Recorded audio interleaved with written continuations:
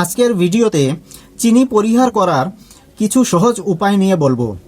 চিনি ছাড়তে হলে হঠাৎ নয়, স্মার্টভাবে ধীরে ধীরে করলেই সবচেয়ে সহজ হয়। চিনি একদিনে বাদ দেওয়া সম্ভব নয়, তাই আজ 2 চামচ হলে আগামীকাল 1.5 চামচ, তারপর 1 চামচ, এভাবেই ট্রাই করতে হবে।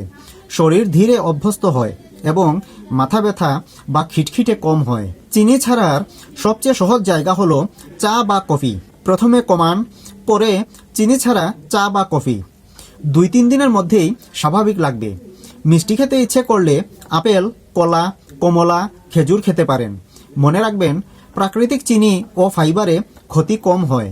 যে খাবারগুলোতে কোনো পুষ্টি নেই কিন্তু লুকানো চিনি থাকে, যেমন সফট ড্রিঙ্ক ও প্যাকেটজাত জুস, এগুলো বাদ দিন। খিদে বেশি থাকলে মিষ্টি খেতে ইচ্ছে করে, তাই পরিমাণ মতো ভাত বা রুটি, ডাল, ডিম, সবজি, মাছ এগুলো দিয়ে পেট ভরা রাখুন।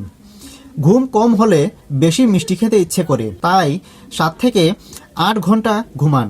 নিজের জন্য ছোট নিয়ম বানান, যেমন সপ্তাহে 1 দিন মিষ্টি খাবেন বা অতিথি এলে অল্প খাবেন। নিজেকে কষ্ট না দিয়ে নিয়ন্ত্রণ করুন। মনে রাখবেন, চিনি ছাড়ার মানে কষ্ট নয়, এটা হলো স্বাদ বদলানোর অভ্যাস।